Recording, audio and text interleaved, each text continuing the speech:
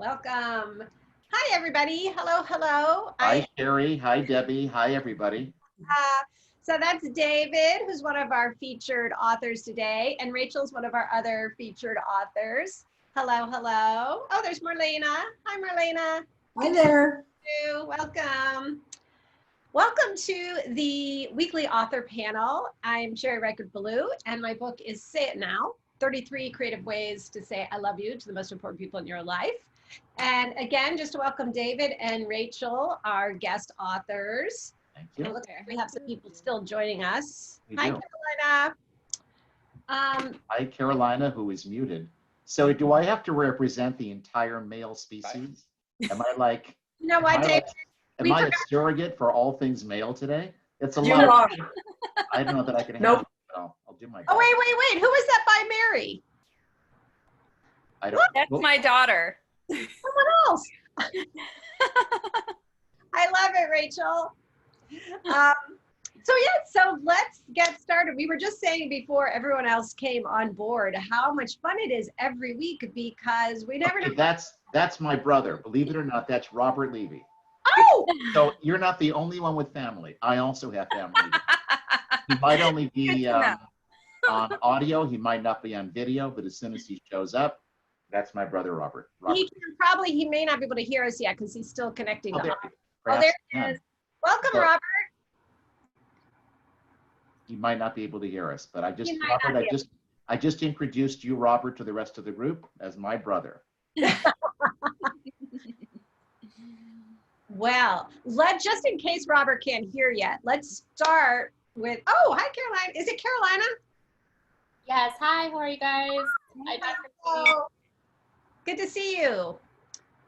Rachel, why don't we start with you and have you introduce yourself, let us know where you live, hold up your book, and then also if you would share one way that you're really taking care of yourself during these challenging times. Okay. My name is Rachael Wolff. My book is Letters from a Better Me, How Becoming an Empowered Woman Transforms the World.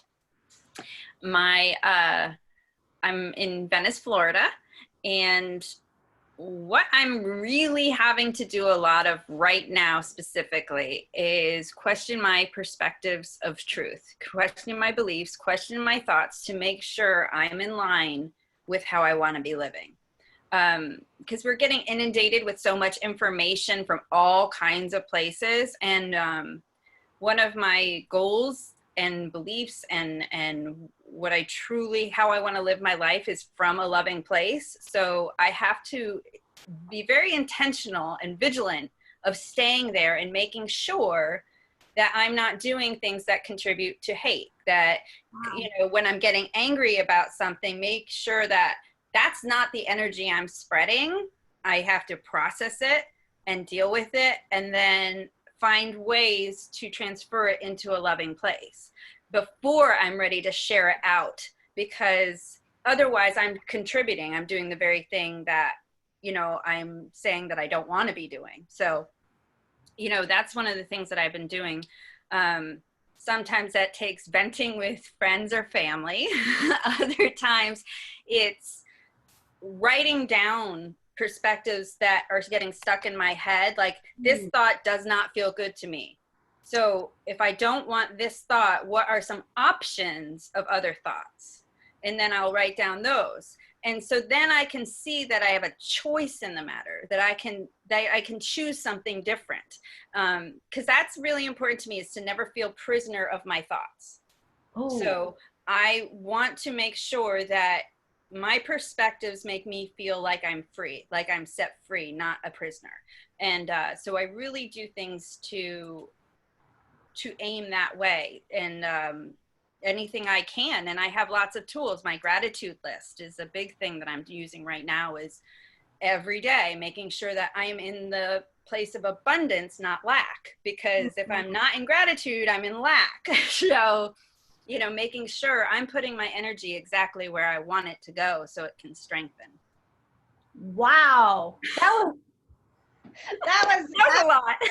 Well, that's so beautiful. And I'm not surprised, right? It's like from what I know of you, right? It's that idea of being so intentional about who you are, what you're bringing to the world. Using, I love it, using writing, using journaling, using gratitude. These all seem like, from reading your book, so many things that, of course, you would be doing. But I'm so glad. And I wrote down, I loved that. I never want to feel prisoner to my thoughts. Loved that. Yeah. I used to live like that, and awfulizing everything, and realizing how small that made me feel, how trapped it made me feel, and it doesn't feel good, and it got me into really ugly situations. So then I go, you know what? I can choose to think differently. I can choose to believe differently, and yeah, so. Yeah, and I don't know if you saw Yadira said in the chat, which I also, I'm so glad she underscored that. I love not coming from a place of hate. Also that really being intentional about that. Thanks, Yadira, for posting that. Yeah. Yeah. Oh, we're off and running. Thank you, Rachel. Love it. So, hi, MK. Good to see you. I see you just. Hi. Sorry, I was a little late. Sorry. Oh, that's okay. We're glad you're here. So David, how about you? You want to introduce yourself and how are you taking care of yourself? I'm happy to. My name is David Levy. I'm a professor of psychology at Pepperdine University, and I have a private practice and, of course, a writer. That's why I'm on the panel today. And I just want to ask, Carolina, you look very familiar. I had a student about a year ago named Carolina who looked like you. Is there any chance it's you? If not, I'll just move on. Yes, sorry. I saw this on your Instagram. Oh, okay. Well, then let me introduce the rest of you to one of my favorite students of all time, who I had no idea was going to be here. This is Carolina. I'm so glad you made it, Carolina. Thank you for having me. Thanks for coming.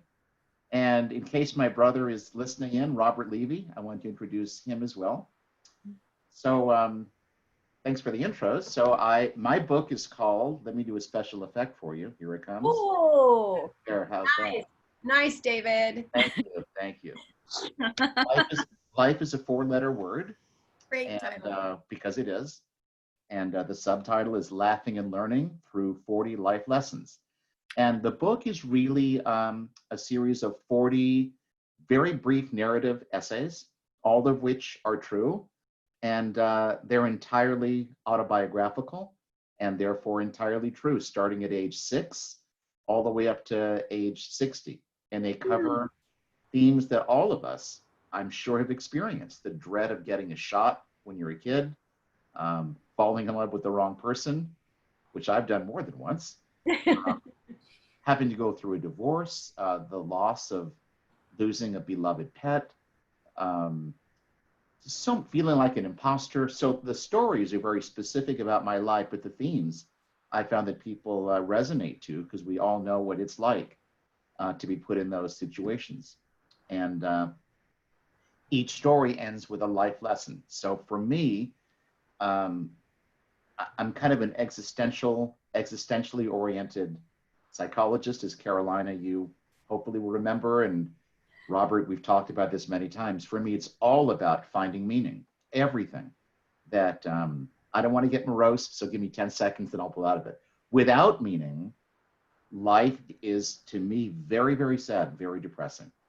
But the opposite is that with meaning, life is at worst bearable, but at best joyous.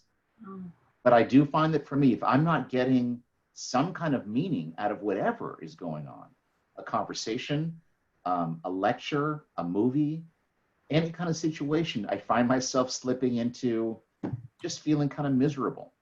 And I don't want to bore you all, but to me, I will anyway.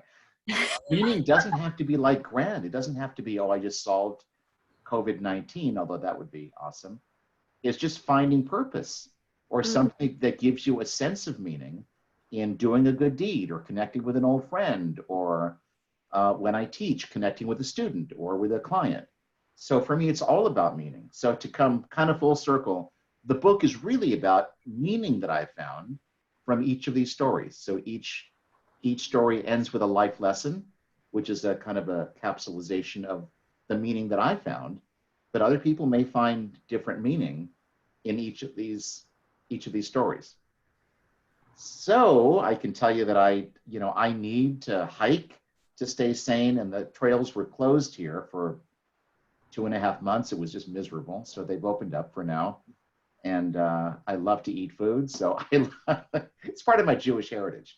There's an old joke by Jackie Mason, and the joke goes, what do Jews talk about when they were having breakfast? The answer is lunch. So I really do find a lot of meaning in what's my next meal. But it gives me pleasure. And it almost always caps off with a dessert of Haagen-Dazs coffee ice cream. That's my joy at the end of the day. But there's meaning in terms of I still see clients. I'll be teaching online, which is not easy, but I'll be doing that in the fall. And connecting with friends. I've got a few very, very close friends. And, we'll spend a lot of time talking about whatever. But, we're social animals. A lot of mammals, maybe not a lot, but many mammals aren't social mammals. If you look at, some of the big cats like jaguars or panthers or cheetahs, they're solitary. Lions, by contrast, are, more pack or herd animals.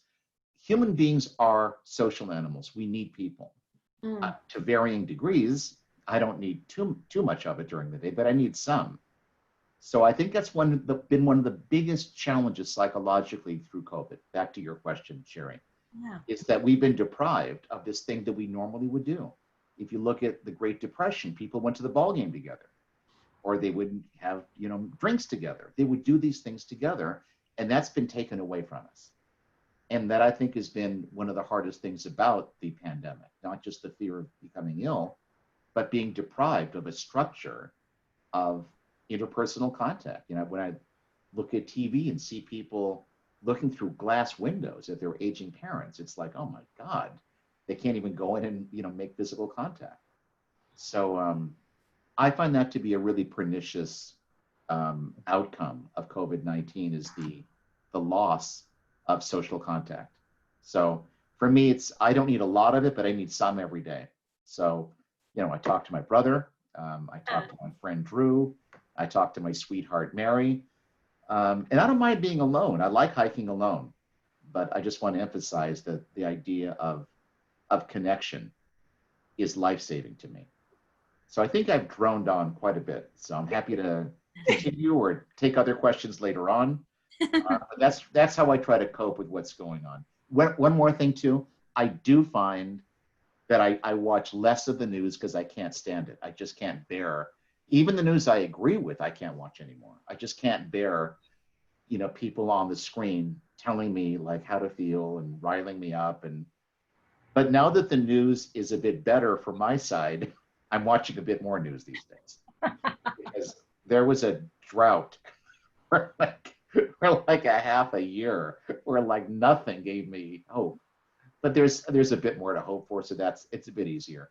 The last thing I'll say is I find that taking action is really important, that I can only think about things so much and introspect so much. So taking action is important, and that's why this is a really potentially great time politically for all of us, whatever our side is, to get involved in it. Just whether it's donations of $20 or petitions or but just don't get into Facebook rants with other people. It's pointless. It'll kill you. So I avoid that stuff. But I think political action's a really great thing these days. Discourse generally is okay. I hate when it spins out, but I think it's awesome when people are really trying to engage politically. I'm an older guy. I'm probably the oldest guy in the room. I'm looking around. Well, I'm the only guy in the room. Yeah. Marlena, no, my brother is younger than I. So he's a guy, but younger. Marlena, I'll bet I'm older than you are. Maybe not. All right, David. I'm gonna reel this in for a second. All right, I'm sorry. I'm talking to you. Before we get into asking all the women their ages, we'll just. Oh, no, I'm just saying. My point is, I'm an old guy, but my point is, I was around in the 1960s, and I just want to say this reminds me a lot of when I was in my teens. A lot. Seeing people in the streets and demonstrating, I love it. To see people active. So it reminds me a lot of civil rights movement and Chicago 1968. to me, it's exciting. A little scary, but exciting. Okay, I'm done. Go ahead, Sherry, take it over. Oh, no. You said so many great things. And I was really connecting to what you were saying, just right at the end there about, getting active and being, I was connecting that with what you started with, which was meaning, and everyone finding that meaning. And of course, what you ended with was something really big, but you started with, it doesn't have to be something big, right? Right. And I really appreciate that. And also everything that you said about us being social creatures and needing, and it made me feel extra grateful that we're all here today. Yes. By the way, welcome Brenda and Robin. I saw you guys just come in. And so it made me feel this extra, burst of gratitude as I'm looking out at these faces. We're doing the best we can, right? Just like you said. So I really appreciate that. And David, I know that we've never met before, but I love your humor. You also you didn't mention this, but I'm guessing this is one of the ways you take care of yourself too, is that you have this great humor. So thank you. Appreciate that. Thank you for that. And I'm sure maybe we'll get to hear a little bit of it when we come back. I'll do my best. Now the pressure's on. Now I got to be funny. I can't do that. So Rachel, let's come back to you. And let's go to your book and to anything, some wisdom from your book, something that you feel is top of mind that would be very supportive for people right now. So as you can imagine, my book has letters in it. So, so one of the letters that I had written, it's in the section called Perspective of Empowerment. And this is to my vision through perspective. The understanding of perspective is the power that sets me free. It's what helps me to see that my feelings and thoughts are the only things that create love or war within me. I can choose to believe in whatever I want to. If that perspective of thought hurts me, I'm responsible for choosing to continue the thinking that keeps me in the darkness or to embrace thinking that brings me into the light. No one can get into my head. Only I live there. Other people can only feed the love or fear that I'm letting them feed. I'm choosing to see my life through the perspective of love. Believing in this perspective is a personal decision. It's not my business what other people think about the perspectives I choose to live by. It's not my business if people believe what I say or not. Only they can make the choice of what perspectives they want to live by. If they live in fear of mine, they will attack me. But really, the person they are attacking is themselves. I can't make them feel anything, just like they can't be responsible for anything I feel. I can choose to see my traumatic experiences as blessings. I can choose to forgive any and all people whose actions caused me pain. Those are my choices based on my perspectives of belief. That doesn't mean they are the choices another person has to make. The blessings and consequences of their choices are on them. My power is what I choose for me. I am responsible for my vision. When I see humanity through perspectives of truth instead of right or wrong, I remain open to learn and grow in love. If I insist on my own way, it means my attachment to a belief has become unhealthy, and I start feeding fear and the violence within me as I try to defend my beliefs and my actions. I believe I need to be the best version of myself. In that vision, I grow into being a better me. I become an authentic me who accepts and appreciates authentic encounters with others. As I grow in my vision, I commit to asking more questions. I want to be able to see more of the love in the world what has to offer. My goal in my connection to others is to see the love within them, no matter what they choose to believe. This view keeps me focused on truly loving my neighbor as I love myself. My perspective to live from a loving place is clear. Through this vision, I see the empowered woman I am. I commit to being part of the transforming of the world with love and gratitude, the empowered woman. Hope that wasn't too long. No, that wasn't too long. I want to hear, how'd you choose that? Why that passage now for us? Well, because I love listening to what's going on in the world right now. I love listening to the individuals who are doing Facebook Lives and talking about their experiences and talking about where they're coming from. And I love it when they're talking about themselves, because we no voice can be the voice of all. You know, no voice can represent an entire group of people. So I like hearing the different perspectives, because then I can kind of see, is it coming from a loving place? Is it coming from a fearful place? And get to know them as a person by hearing their stories. And I think it's important to remember that we're each coming from our own perspectives of truth. And if we can see that in people and start asking those why questions more, we learn so much more, you know? And so I guess that is important for me it's important for me to hold true to what are my perspectives of truth. Am I following them? Am I honoring them in my choices that I'm making when I get out into the world with friends, on my Facebook pages and all of that? So, you know, and what I respond to on Facebook too, I do not respond to certain things because I don't want to contribute to the energy that is not right for my soul, you know? Yeah.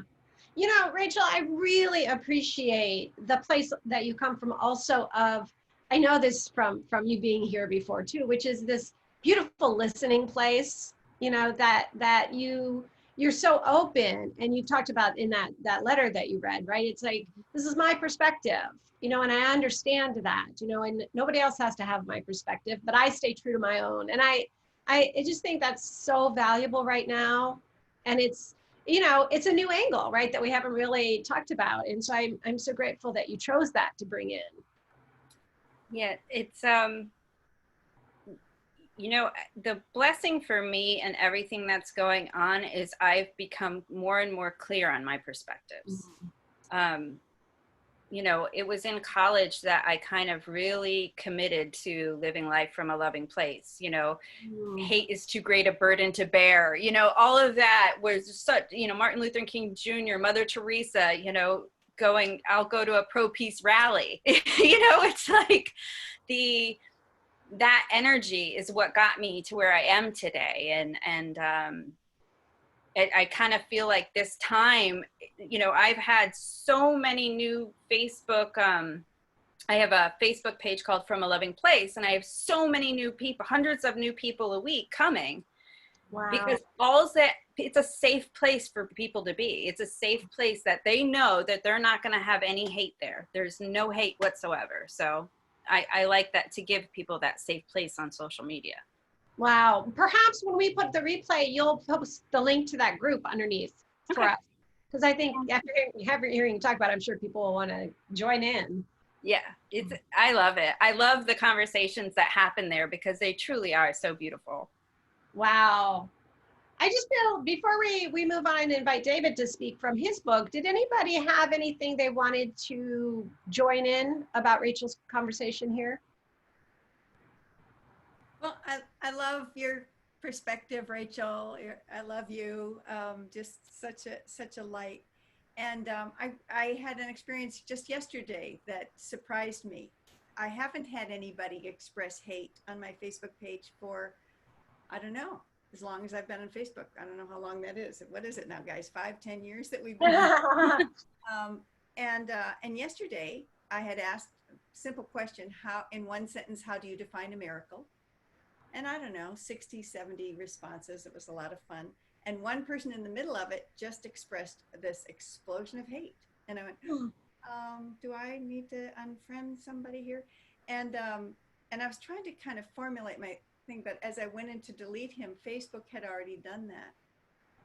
They said he's been removed. And that felt good to me, that there are people watching out for that. But the fact that I have gone all these years without one, I think it's like what we attract, right? We put out what we attract, law of attraction. So I'm grateful that I feel like Facebook has created a good place for us to interact safely. But thank you for your book and your perspective and your love. Thank you, MK. It's nice that you're here. Okay, David, how about, I think you wanted to, instead of reading from your book, you had suggested maybe just sharing a story with us. Yeah, if that's okay with you. I would love it. I have 40 from which to choose, so I'll pick one that seems relevant to this group and to these times, perhaps. This one is called The Ticking Clock. So again, I was referring to my age, and some of you might not know that before there were streaming videos, there were these things called DVDs. And before DVDs, there were these things called VHS tapes. And before that, you had to actually go to a movie theater, a movie that was out of circulation, meaning that if there was one of your favorite movies, you didn't get to see it unless they'd re-release whatever, The Wizard of Oz or The Music Man. So I'd scour the paper because I love movies. And I'm a big movie fan, and I really love Disney movies. So one day in my 20s, I was going through a tough time, as my brother Robert probably remembers. And I was depressed about something or other, probably a relationship. And Cinderella was playing at a local theater. I thought, great, Cinderella's a great movie. So I got my ticket. I'm sitting in the dark with my, buttered popcorn and my Diet Coke, as if the Diet Coke assassinates the calories of the buttered popcorn. And the movie starts to unfold, and I remember all of it. The sympathetic characters and the pets and the evil step siblings. And my heart broke for Cinderella, because if you all remember the movie, they promise her that she can go to the ball if she does all of her chores. And they don't. She does everything she can. She works her finger to the bone, and she does everything she can, and they betray her by locking her in her room the night of the ball. And so she's lost. She goes out into the garden. And if you remember, in her darkest moment, that's when her fairy godmother appears. In her darkest moment, she actually says something like, there's nothing left to believe in. I mean, it's really dark.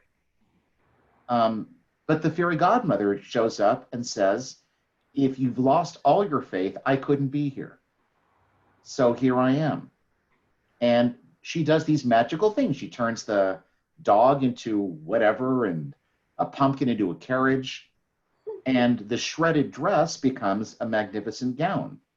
And Cinderella then says, well, this is like, it's a dream, a wonderful dream come true. So here's what the story gets weird for me. In my 20s, the fairy godmother says, like all dreams, this has to come to an end. And I thought, what? This is like supposed to be a Disney movie. And she goes, you only have until midnight. And then everything's going to go back to the way it was. And I sat alone in the theater, and I felt like I was struck by one of those Disney lightning bolts in terms of like, what is going on here? But I knew that at that point, Cinderella had a choice.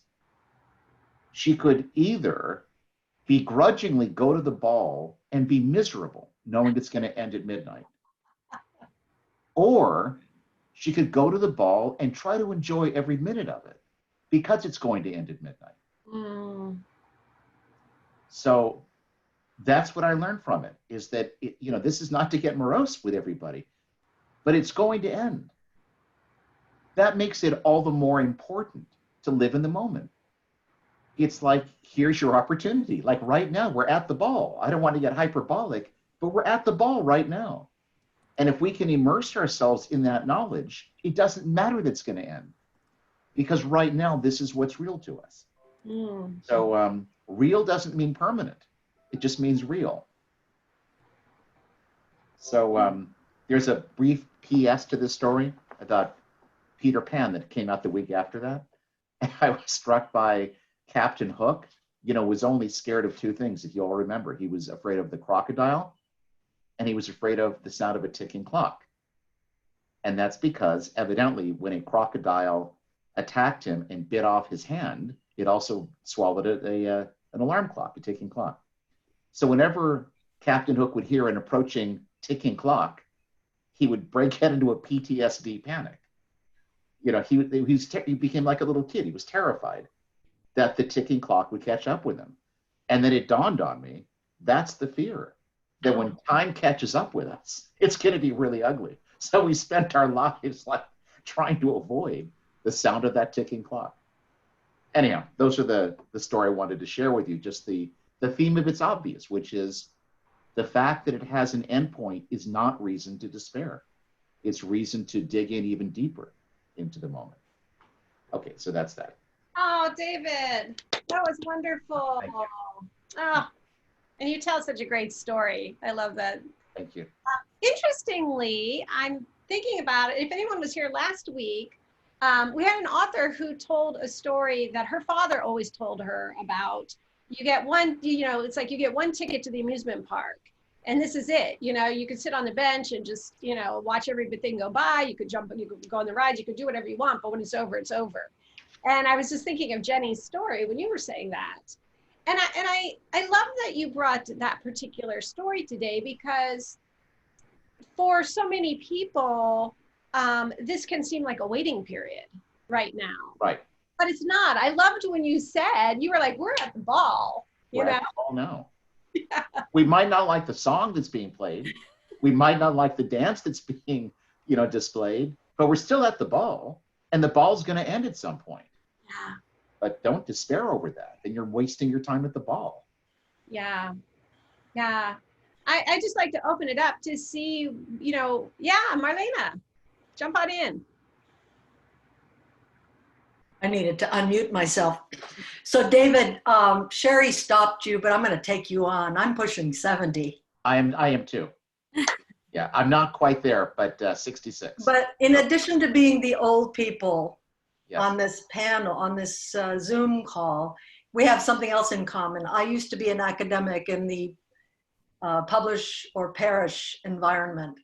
And Yes. now my blogs and podcasts and narrative writing draws a lot from that work, of Wonderful. course, packaged in a very different way. My question to you, and by the way, you're a phenomenal storyteller, and I'm going to buy your book. Oh, thank you, Marlene. What's the crossover? Did I mention the title? I forget. Forgive me. Yes, you did. What's the crossover for you between the academic and this writing? Wow. There is some, but not that much. I've written textbooks, and that's where there's a lot of crossover. I've written a book on cross-cultural psychology and a book on critical thinking. This is really more an expression of my soul. It's literally my life in these pages. So, when you wanted to publish the book, it's like, oh, somebody thinks my life is worthwhile. Because it's not a metaphor. These literally are things that happened to me. So the only didn't your psychology background help you make sense of the events in your life? Yes, I was going to. Because that's what it was for me. 2 points. One is that, my psychology background in my existential training led me to read Viktor Frankl and led me to write a book that really is all about meaning. Yeah. The other piece of it is, Carolina, you might or might not remember, I share these stories in class as they're appropriate. I'll bring up a story anecdotally to illustrate a point. So there is some crossover in that regard, that in addition to lecturing, a personal anecdote, well placed, there's a feeling in the room that is not the same as what I'm lecturing on, on content. So carefully placed, not overdone. Personal disclosures and anecdotes are very powerful in a classroom. Thank you. To comment on that exact thing, I know for me, I really struggled in history in like middle school at that level. And it was a teacher that understood that I needed to hear the personal story. Yes. And then I was absorbed. Like right. you give me the biographies, you give me about the people. I want to know, and then I want to know what this has effect on. Because when I can connect to the people, I'm connecting to the humanity in it all. And I just love agree. And I want to add to that, Rachel. I'm totally with you. And I want to know their struggles. Yeah. I don't just want to know like what they did. I want to know what they struggled with because I can relate to that somehow. Yep. I agree.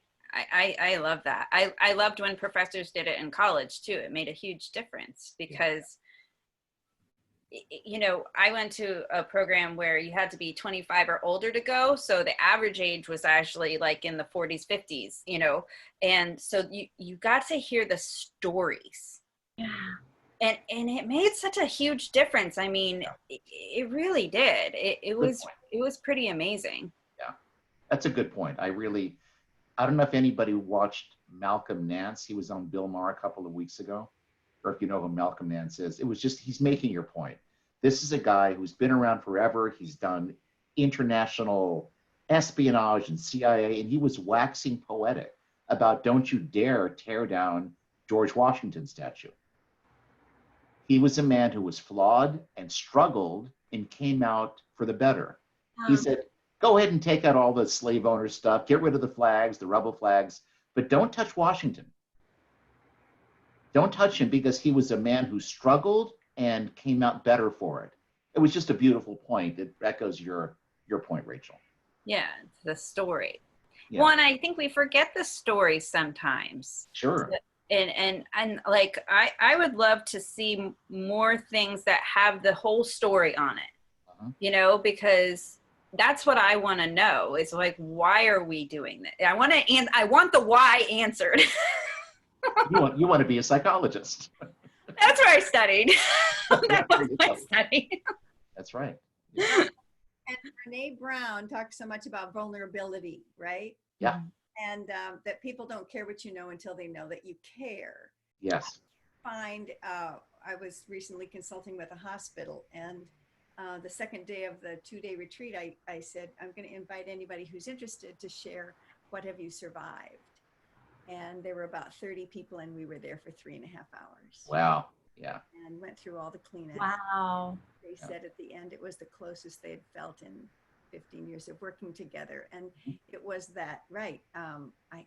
Vulnerability shows people that we care enough to open up Yes. who we really are. And we can relate to them. If somebody is vulnerable, we can connect with them. If they're a figurehead or if they're too perfect, I can think that, oh, they're so great, they're heroic, but I don't really connect with that. But if they're vulnerable, I go, well, I understand what that means. I know what that feels like.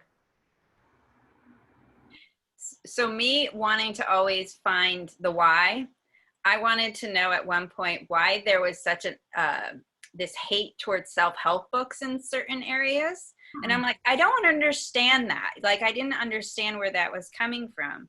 And so I started doing the research and listening to people's stories in it. And it was for that very reason, is that certain specific self-help books would talk over your head.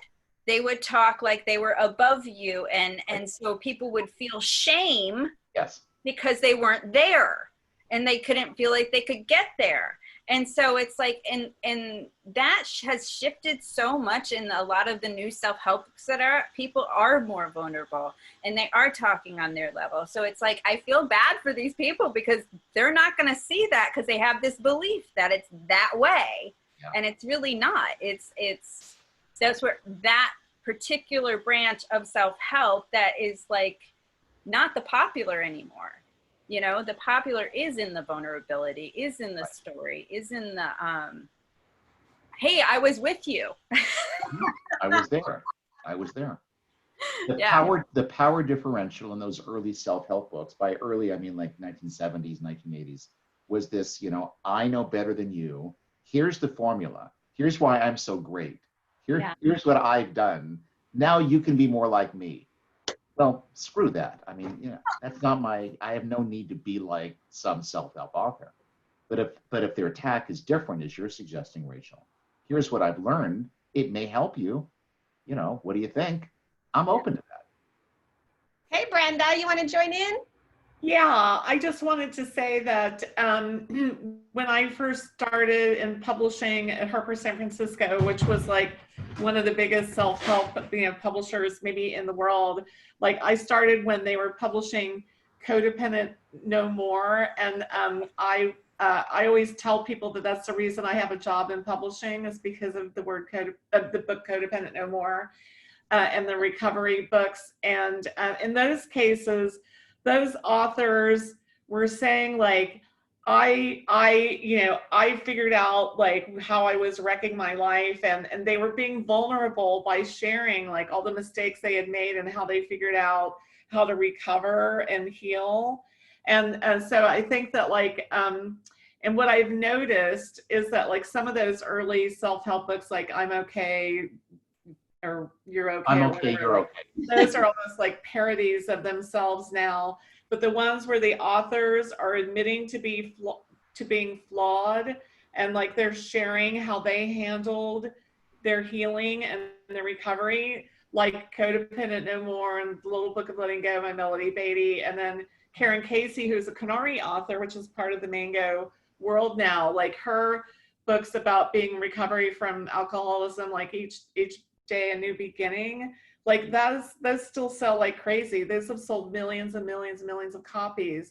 So I think that when an author shares their journey and like, wow, this has been rough, but I figured a couple things out and try this, like that still works. Yeah. Well, and it's just like, it's a perspective. It's just what I was talking about. It's like these perspectives that we could get stuck in. Like if someone believes that that's all self-help books, that all self-help books are going to make me feel shame, then they're prisoner to that thought, because they're not going to give other self-help books a chance because they have that belief.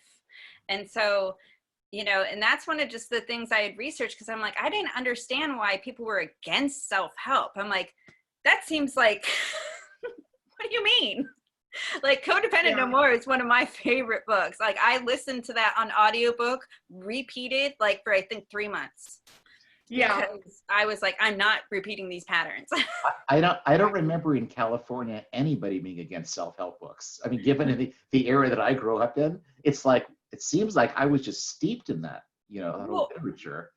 I actually found it in some of the memoir writers would be like, I heard it on multiple levels, and some right now mainstream memoir writers were like sitting here going, self-help, the ugly pink bunny, or I don't remember what she said, but it was like, where did that come from? Like, and because to me, memoirs are all self-help because they're self-discovery.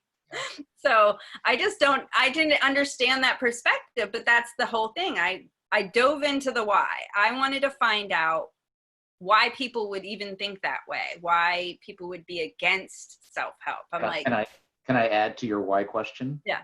With perhaps a semi-answer. Speaking as a psychologist, I think people feel threatened by self-examination and by that kind of search for truth. And when people feel threatened, they strike back.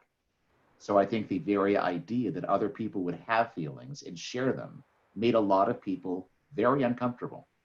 And when people get uncomfortable, they frequently launch into attack mode rather than self-reflection mode. It's jealousy in a sense. It's interesting. Well, and the direction that I went in my book is the first part is called Blinders Off, because I wanted to investigate those thoughts that keep us prisoner, those times that we stay prisoner, like to the hate and to that energy of against.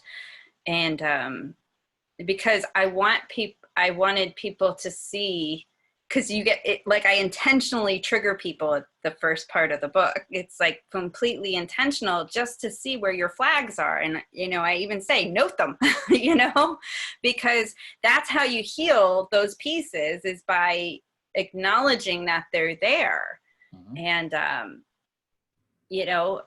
for me, that's a huge part of what I still have to do every day. It's work, it's work every day, because especially now when so much is going on, I have to keep questioning my thoughts. If they're going in a direction that can spin easily, I got to question them, because it's like, if I take them down the road, I'm freezing myself. And I don't want to be one of those people that miss opportunities to see something beautiful because I'm focused here. Mm. So. Yeah. I think we can be prisoners of hate, certainly, but even anger. In my more recent history, the last 5 or 6 years, I've really come to accept something that's been cliched, but I really believe it's true now. And that is that anger, at least in humans, but I think for dogs too, is always a cover for something else. Almost always. Almost always. If somebody's angry, the odds are, in my psychological perspective, 99.9%, the anger protects them against feeling something like scared, threatened, weak, unseen, unheard, unloved, unappreciated. So the anger comes up to make you feel like you're strong. And that's why, look, I get angry. I'm in no way saying that I don't. I'm better than I used to be. But the anger in many ways is a weakness. I'm not saying don't ever have it, but just recognize what is protecting you from. And the feeling that is underneath it is way more uncomfortable than anger. People would rather feel angry than vulnerable most of the time. It's too scary to be vulnerable in front of a partner or in front of a parent or a kid, so you get angry. I'm not even suggesting the anger is an act, it's real, but it's still protective, because the alternative feels scary, to not go to the anger. I know that when I have a daughter, and if I start to feel angry, if I say to myself, wait a second, what just happened? It's almost always because I feel that she doesn't care about me, or she disrespected me, or I don't feel important to her. Yeah. And the anger usually goes away pretty quickly. If I go, that's all that happened. I got my feelings hurt. That's all it is. And I can live with that. But the anger blinds me to that, or it would blind me to that. Yeah. Thank you for that, David. That was really important. Hey, Carolina, I just want to check in with you. You posted a link. Did you want to tell us about it? No pressure if you don't want to. Oh, I could just quickly talk about it. So this is a researcher who did a lot of research about self-awareness. So, she somehow operationalized what it means to be self-aware, and, got hundreds of participants. And she found that some of those people who really thought they were self-aware, and other people also attested that they do these things, that they are self-aware. She found that those people were not happier. They were actually the opposite, because they were constantly being so introspective and asking themselves why. And she found that those people were not happier. In fact, it went completely the other direction.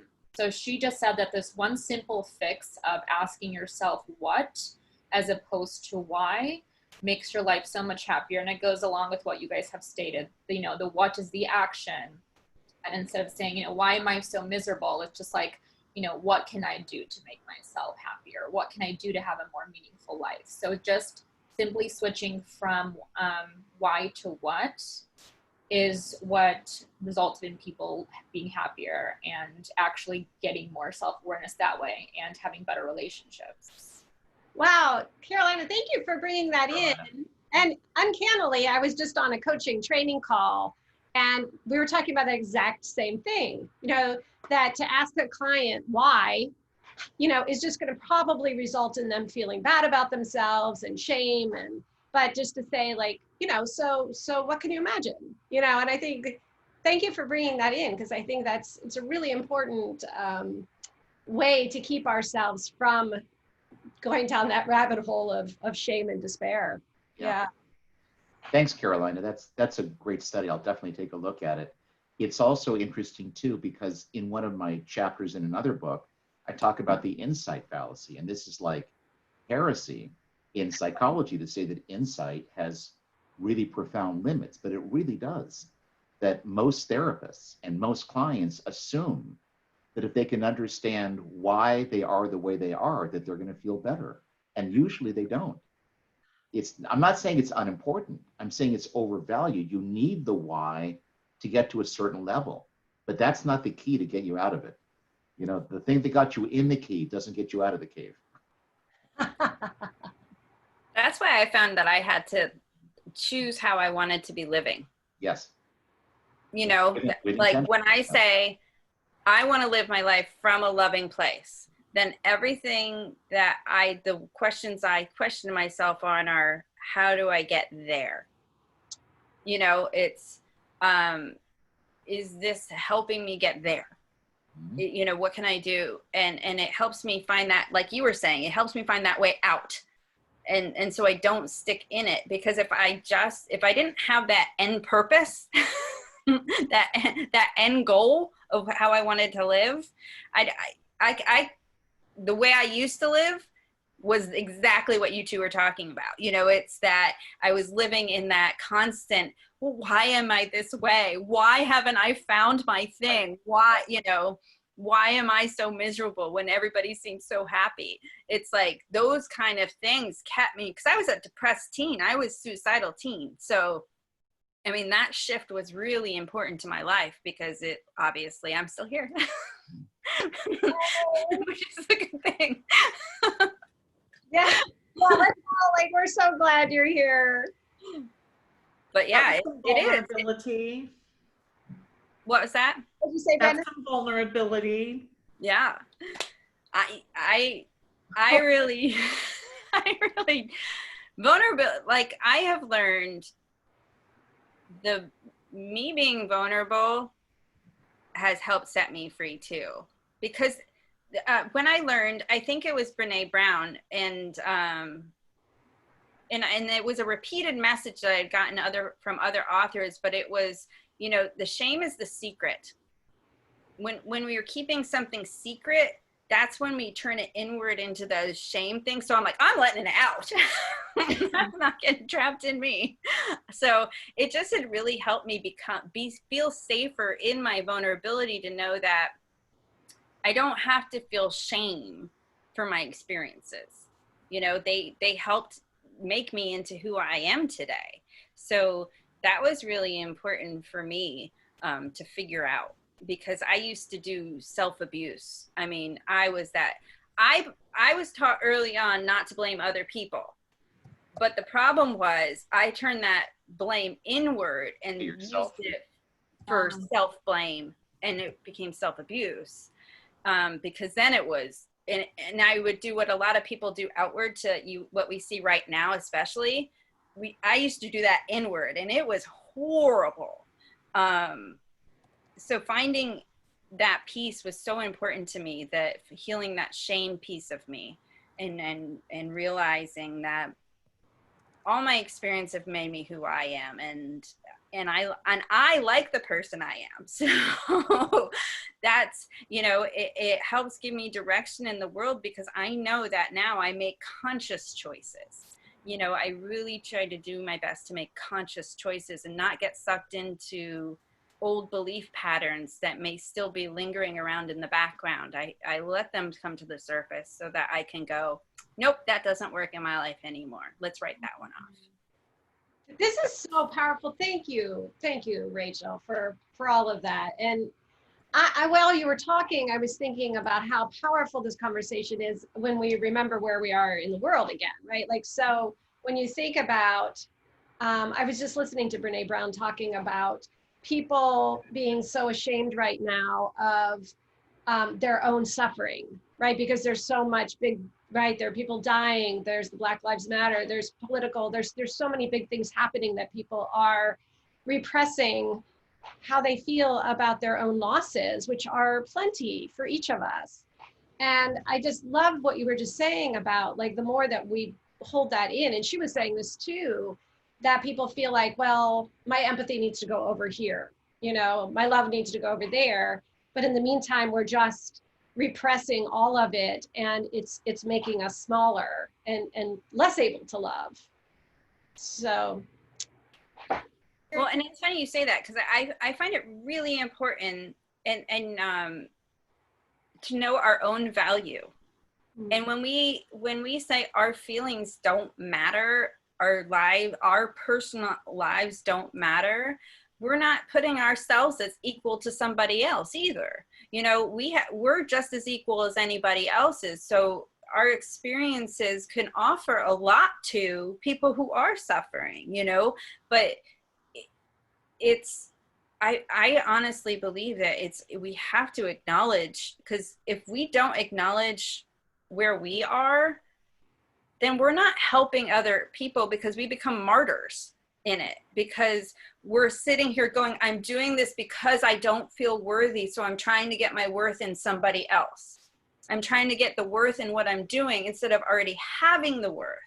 And then when we give from a worthy place, it becomes so much more empowering for both the recipient and the giver, because I can't, you know, I'm doing this because I love you, you know, it doesn't become that martyr relationship. So, you know, and it's to acknowledge when we are there, if we're suffering. And David, like you were saying about, like, with your daughter, it's like, my feelings were hurt, you know, just acknowledging that that's why I'm reacting like this. It's so important, because it comes out sideways. It will come out no matter what. And normally it will come out in a burst of flame if you don't take it in and actually feel it fully. Yeah. And I would add to Rachel that feel the feeling, and back to my old refrain, find meaning in the suffering. I mean, that's what Viktor Frankl writes about through his, you know, entire book, A Man's Search for Meaning. If you can find meaning in suffering, it changes the entire landscape. And if you're a parent, you can find meaning in it. If you suffered as a kid and you're a parent, you can find meaning in your own suffering by being a better parent, or by being a better teacher, or a better actor, or a better writer. It's finding meaning in it. But if there's no meaning in it, that for me can lead to despair.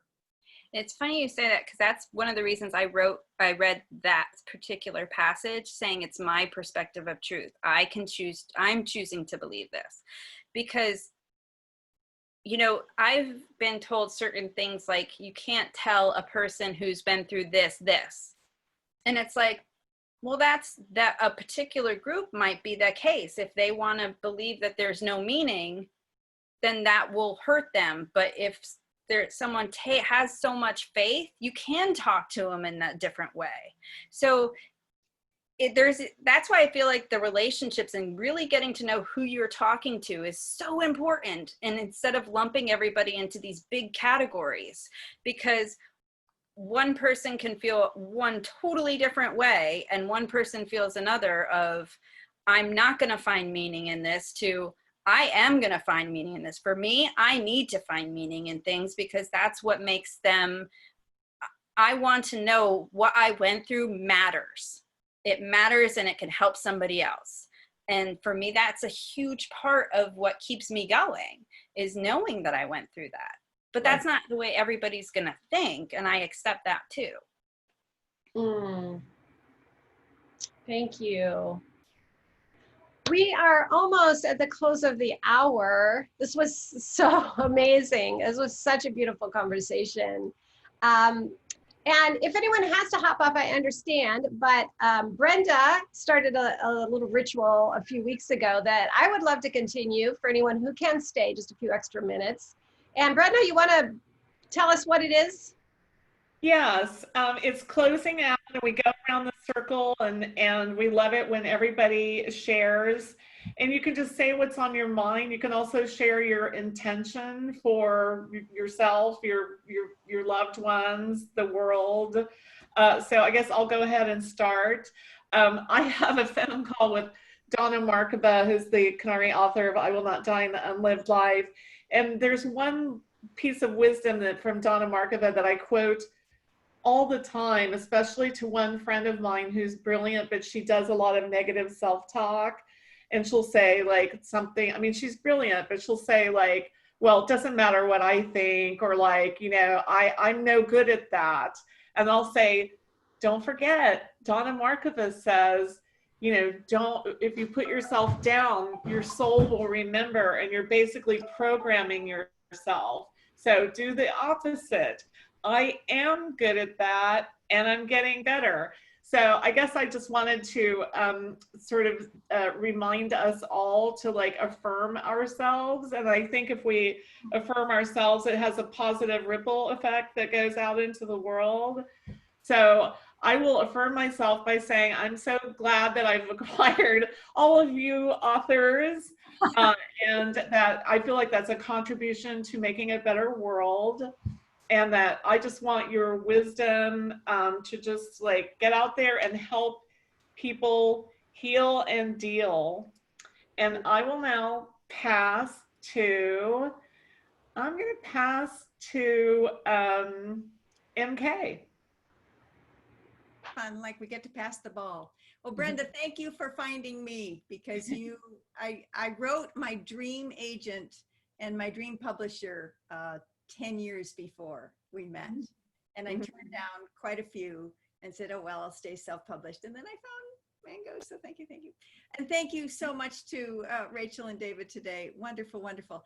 David, I do want to add one little question thought about anger, because today I heard the Wilmington, North Carolina, you'll see it in the news, 3 police officers were fired for incredibly violent and racist remarks, and they have a new police chief now who happens to be Black. But I want to allow my anger G, and the anger G I think that a lot of us are feeling right now, to energize us to make a change.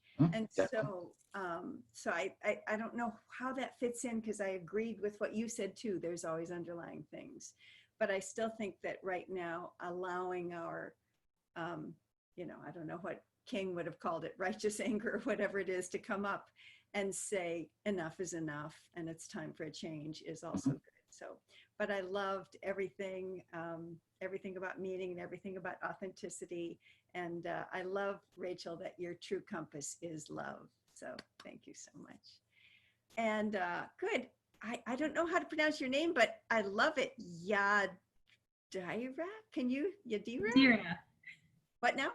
Yadira. Yadira, it's a beautiful name. Thank you. Thank you, Rachael. Thank you, David. And so just like Rachel's message of coming or working to come from a place that's not one of hate. Also, David, I really liked your story. And just remembering to acknowledge that sometimes things are difficult or not as we would want them to be, but it's all in how you decide to kind of approach things. And I know I've been really frustrated as of late, because I live in Miami, and I'm taking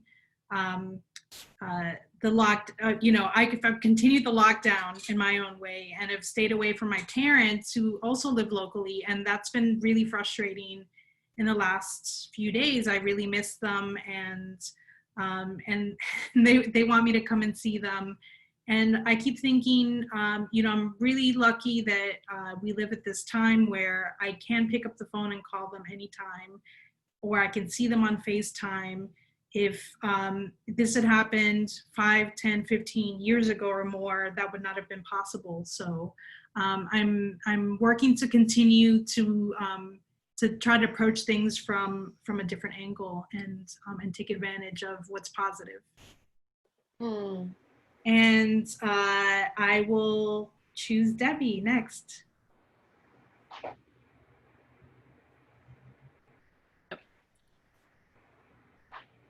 Okay, that's better. Thank you, David and Rachael and Sherry, for such powerful conversations, and so much resonated with me, but I was really stuck with shifting perspective when appropriate, coming from a place of love and finding meaning. So I think for me, I want to just keep all 3 of those ideas in the forefront of my mind for the next week or so. And in terms of gaining perspective and a combination of wisdom and meaning, I think that there are some things that I can do creatively that will help me find meaning during this challenging time. So I would like to intend to work on those avenues as well. Thanks. And I choose Carolina. Okay, thank you again, everyone, for sharing. I really enjoyed this talk. So there's so many things that are coming up for me. I love the coming from a place of love, not being a prisoner of your secrets or, you know, holding shame. And the Cinderella story is so powerful. And I actually, you know, remember it from class, and hearing it again is like better the second time. So I'm sure, you know, the more you really reflect on it and hear these kind of powerful stories, I mean, I can't, your entire class, like all the things I remember are the stories. So I really, you know, I would love to be an author one day. So you guys are inspiring me even more. But so I guess just, you know, really, again, not only creating meaning out of the things that have happened to me in my life, but doing something, I guess, meaningful every day. You know, there's no better time than now. There's no excuse that, you know, I don't have time or I'm busy, I'm doing this. So I actually, since I'm also from a psych background, I'm taking the certification on this therapy called acceptance and commitment therapy. And it really emphasizes kind of living, you know, all this stuff is going to happen, and it's, you know, it's a part of life, like we've all talked about, but there's this kind of whole checklist it has of values, and I can share it here, but, you know, all the values we can think of. And, you know, choosing the ones that are really important to us that we're doing or that we would want to continue doing. And, you know, I want to move towards those, and, you know, they call them like towards moves. So acting in accordance with these values. And that really reminded me of that. So thank you guys for reminding me of living my life in a meaningful way and enjoying the ride while it's still here. So thank you so much.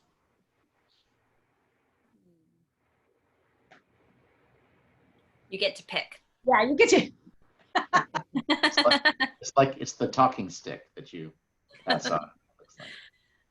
Well, Dr. Levy, I'm going to have to choose you then. Oh, thank you. And please call me David. You're graduated and you're a colleague now. No, never. If you can manage that. Well, I just want to thank you all for being here. It kind of goes back to what I was saying earlier. I found tremendous meaning just being with you for the last hour.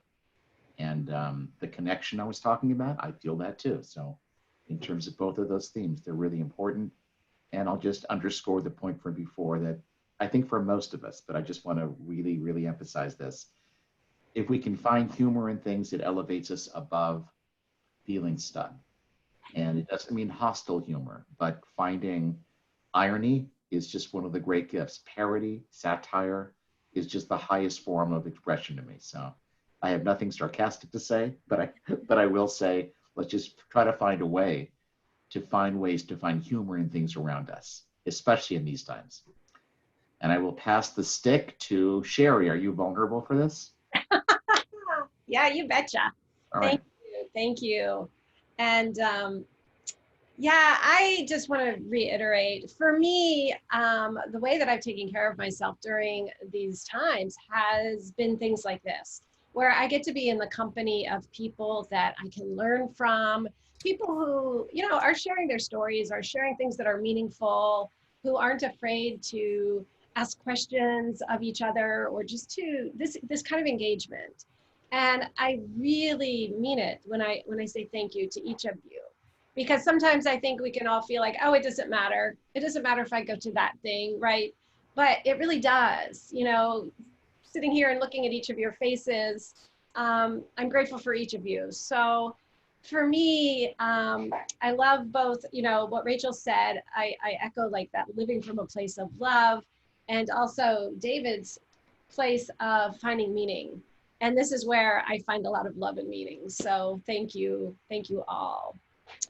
And I'm gonna have to call on Rachel's mom, because I just love that Rachel's mom is. Okay. Anyway, what I'm amazed at is Rachel and I really grew up together. You know, I had a very unconscious life, and both my daughters are here, so you know, I had a very unconscious life. And then when she tried to commit suicide, it was the wake-up call. It was the wake-up call. Something was really, really wrong, and that was you know, when my self-awareness started was then. So she was an instrument in my life. And then we kind of grew up together. And hopefully today I'm an adult. I was in the 60s also, into the civil rights and all that stuff. But, you know, but today I am very happy in my life, and I'm very content in my life. And I'm not a victim anymore. And it's a great way to be. And it's wonderful watching how, because I didn't think I'd live through that period of my life when that was all happening, that it's turned around, come around, and I have a wonderful relationship with both the women. I know my kids are getting so old. So, you know, and it's just wonderful to see this, and I'm so glad. Thanks. Oh, and I'll call on Rebecca because she has to be next. Thank you so much. I'm buying your book. Thank you. Because that's my life. I mean, I just, my mom, my sister will tell you, I live a life where other people might think that would be very depressing. I'm physically disabled. I'm in a wheelchair, but I make the most of it because this is the life I have right now. That's and I make exactly the most right. of it. So instead of feeling shame when I'm out and about and people are staring at me, I turn to them and I smile and I laugh. And after a while, if they start talking to me, they don't see the wheelchair anymore. They just see me and my big smile and my big eyes. So that's kind of how I live. So I loved your story about Cinderella because that's how I feel. Like I'm Cinderella at the ball and I'm going to make the most of what I have, whether it looks not so appealing to some people. It's what I am right now, and that's fine. And I love what you said, that real doesn't mean permanent. I really connected with that because, you know, my life is, you know, can change at any moment, and this is what I'm dealing with right now. So I'm gonna make the absolute best of it, whether I'm stuck in a room because I can't be around my family right now, or I'm, you know, out and about. I'm just gonna make the best of it and have a good laugh about it, which my sister and I do daily. Fantastic. That's great. But thank you all for inspiring me, and I'm gonna pick on Robin. Well, thank you guys so much. This has been such an amazing hour-ish. And I was struck by, because I loved a lot of what was being said, but when, David, when you said, you're at the ball, I had this visceral reaction of anger. And I was like, whoa, where did that come from? I was like, why am I angry that is the truth? I just had this moment, and so it's kind of struck me as being like, okay, that's something I need to work on, because this isn't just, you know, waiting time. This is my life. This is the day that I'm living. It's the only one I have.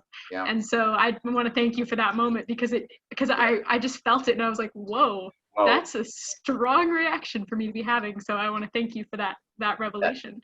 You bet. And I think that the only person I have left to pick on is Robert. Rachel, did you go? Yeah. Oh, sorry, Rachel. Oh, it's okay. Robert, then Rachel. Oh. I don't know if Robert's still with us or not. You might have the audio then. Okay. Okay, how about you go, Rachel? Okay. Well, so what keeps coming to my mind, one of the visuals I always see is of a garden, and I call it our internal garden. And you know, everybody has seeds. Everybody can give seeds out, but it's our job whether we want to plant them or not. It's our job to know that our soil is right to take the seed. So it's our job to fix their soil so that it can take in these good seeds and then plant them. And then they grow however we want, because we get to take a seed here, a seed here, and that's what makes us all uniquely our gardens, you know, is which seeds we choose to plant, which seeds we choose to flourish and choose to nurture. So I just hope that everybody just learns to nourish and cherish their gardens. And so understanding that, weed out what doesn't work in your life. And I know that that's something that's really important for me, is taking out the things that don't work. And today I got so many new seeds to plant, and I love that. That always makes me so happy. And and I know that my garden benefits from being in the room here. And every week I come, my garden benefits, and I love that. And, I thank you all for being a part of this, because it's the whole group that makes it so special. It's every time it is, and there's different people in the group, it's just what makes it this beautiful garden of thoughts and beliefs and things that you can go, oh, I'm going to put that in my garden, and I love that. And it's so beautiful. And so I guess my intention is to keep finding these seeds in the world to expand my garden, and hoping everybody will too. Thank you. That was beautiful. And again, let me just give a thank you again, Rachael and David. Thank you, our featured authors. And thank you, Debbie, for all of your help making these Wednesdays happen. And Brenda jumped off, but to Robin and Yadira and Brenda for all of their work at Mango, and for our fellow authors who are here, and for family members and students and friends. Thank you all. We are here every Wednesday at 1:30. We have 2 featured authors each week. So, please come back and join us. And thank you for making so much meaning today. Really appreciate it. Bye, everybody. Bye. Thank you. Yeah, bye-bye.